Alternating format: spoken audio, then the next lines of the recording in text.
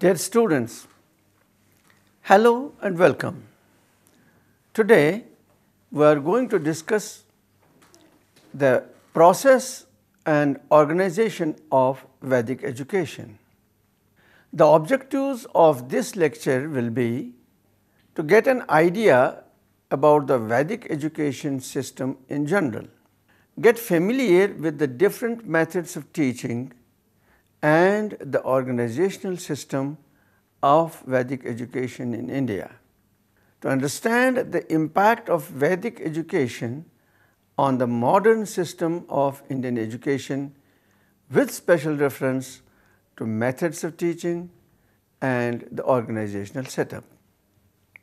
Let's now discuss in detail the methods of Vedic education. In Vedic age, education was primarily imparted through spoken word, that's orally. Before the Upanayan ceremony, which was known as initiation into the teaching and learning, the child had to learn the language and the occupation of the family, of course, informally. Rishis or sages used to educate the children in the family itself through this oral method. In the formal school, which was called Gurukul, the methods that were used for teaching were 1. Listening or Sarvana method. This method was based on listening to the teacher who recited Vedic hymns and verses with proper pronunciation and intonation. Students would copy the teacher who would give them enough drill. The medium of instruction, of course, was Sanskrit. Special care was taken of vowels, consonants, samasas, that's called the compound words, and sandhi or sandhis, that's the rules for joining of words. A recitation and hearing of hymns and Ved mantras was repeatedly practiced. It's on this account that Vedas were also known as Shrutis, which means a heard and repeated and committed to memory. Knowledge in Vedic period was not preserved in books and libraries as printing had not come into existence. It was instead preserved in an individual just like his blood through the process of memorization. This method was called oral method and was usually meant for the students of average intelligence. For the gifted ones, other methods of teaching were used, such as Deliberation Method. This was also known as Chintan-Manan method. It was a higher method of teaching and involved deliberations on the topic after careful thinking. Deep thinking or contemplation was called Manan and recollection was called Chintan. Free and frank discussion through question-answer technique would form a part of deliberations. Intellectual appreciation of the truth was possible through this method only. Meditation method was another important method. Meditation was required for realization of the truth, which is described as darshana or perception of truth. Compared to intellectual appreciation of the truth, meditation enables one to become conscious of only one object, that is the Brahma or the Creator or the God. The teacher instructs the child to continue the process of self-development and at the same time retain his identity with the Brahma. Next is illustration method. In Vedic education, the teacher used illustrations and similes as devices of teaching. Clarification of subject matter was made with the help of dishtant, that is, examples.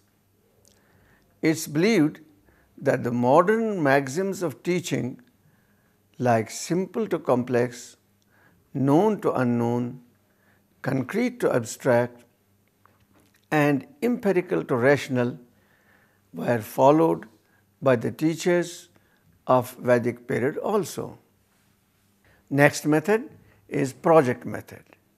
This method was adopted only in certain situations. For example, the Kshatriya and the Vaishya students had to adopt practical projects in the form of warlike feats and industrial arts. Their training was quite essential for the success in life. Now, two important considerations and specific characteristic features of Vedic education are: number one, individualized instruction, and second, monitorial system. The individualized instruction technique was used while teaching, wherein each pupil was taught separately.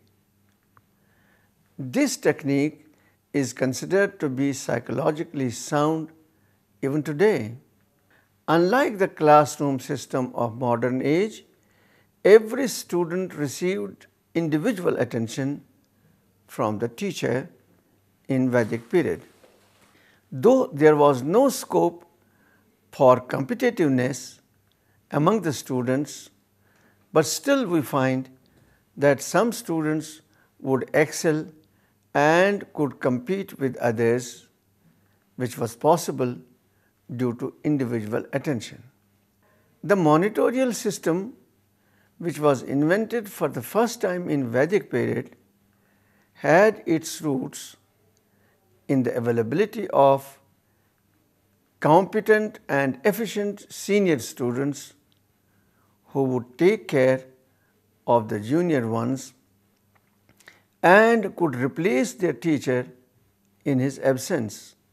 This system made the monitors responsible, well-behaved leaders in the school and later in the society. Well, that was about the methods.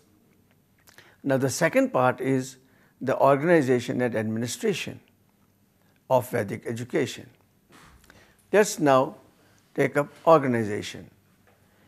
In Vedic period, there was no such administrative and organizational setup as obtains today. Education was an individualized effort.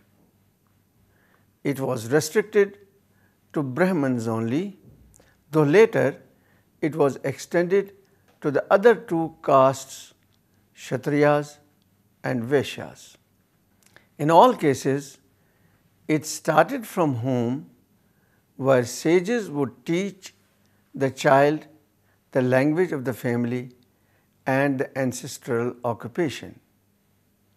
As I said earlier, they also taught him certain religious rituals. Gurukul was the first and the last formal institution of education in ancient times, which in the later Vedic age took the form of an ashram.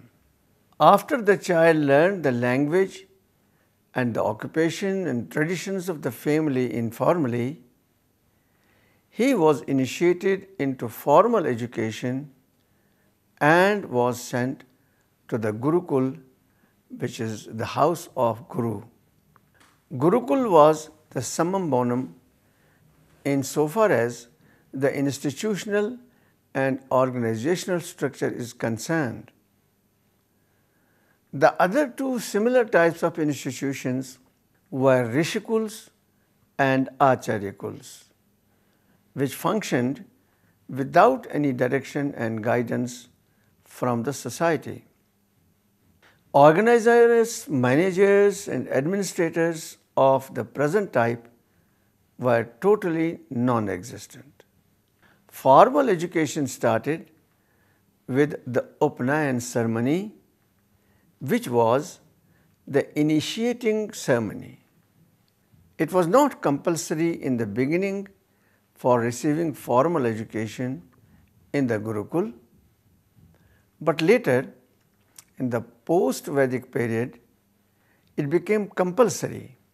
Now, the etymological meaning of Upnayan is to take one near or to come near.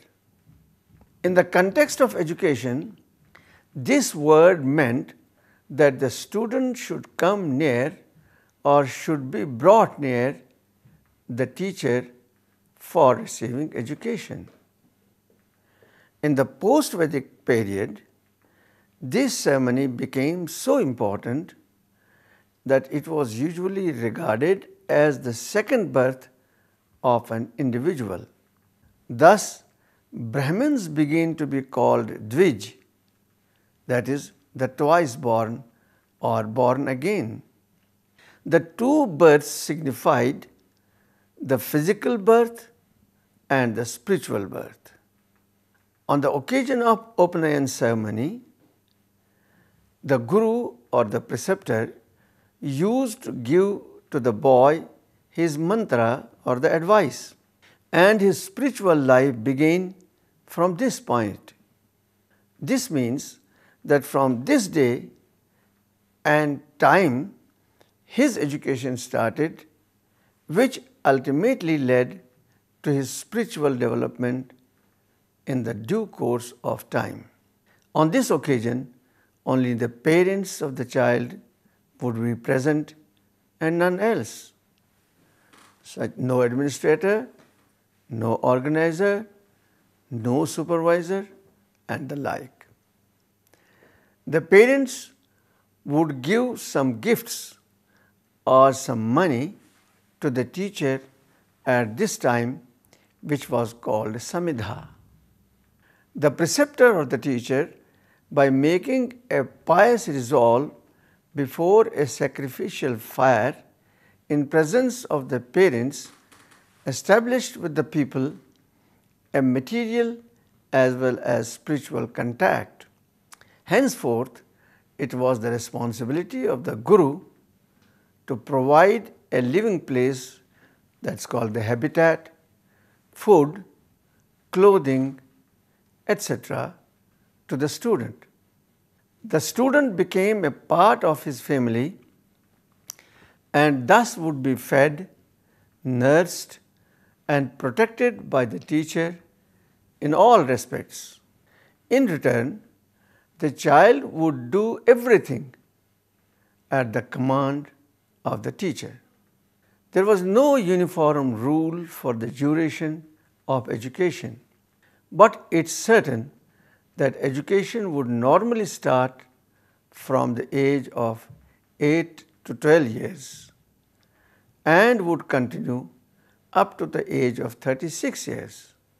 On the basis of the period of education, the students were divided into three categories.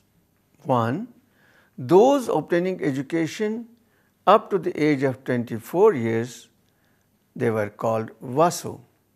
Second, those obtaining education up to the age of 36 years would be called Rudra. And third, those obtaining education up to the age of 48 years would be called Aditya. After receiving education for 12 to 24 years, the child would leave the Gurukul and enter domestic life. Some meritorious and capable students would continue to remain there and adopt the profession of their teacher. Now, let's discuss the second part of the organization of education, that's administration. There was no formal administrative and supervisory system as we find today. But at the same time, the system of education was well organized and was considered supreme in the contemporary world. The content, the methodology, and other related matters were so effective that even the present time managers and organizers of the most advanced systems of education admire the ancient Indian educational system. Self-imposed restrictions on the part of all concerned made the system most disciplined and thus effective. Total educational system was organized and managed jointly by the parents, the teachers and the students, while major role in managing the system was played by the teacher. In later Vedic age, we find that some devoted and sincere community members would be associated by the teacher in managing the ashram's affairs. Now, another related part of the organizational administration of education is certification and convocation. There was no formal examination and certification system in Vedic education. Success in real life situations was the test of one's efficiency and overall effectiveness of education. After receiving education for 12 years or more, the students used to assemble near the teacher for blessings before going home. The teacher on this occasion used to give some pieces of advice for happy and smooth running of the future life of students, that is the household or the grihastha, how to take care of the society and the nation, and how to serve the humanity as a whole.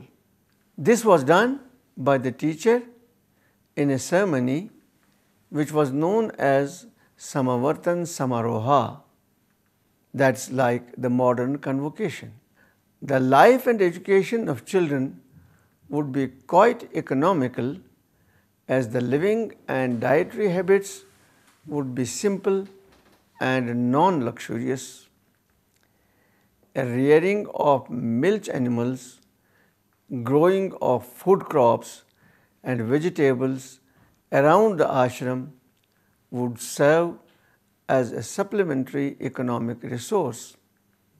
Begging of alms and receipt of samidha and dakshina from the community were the main sources of income.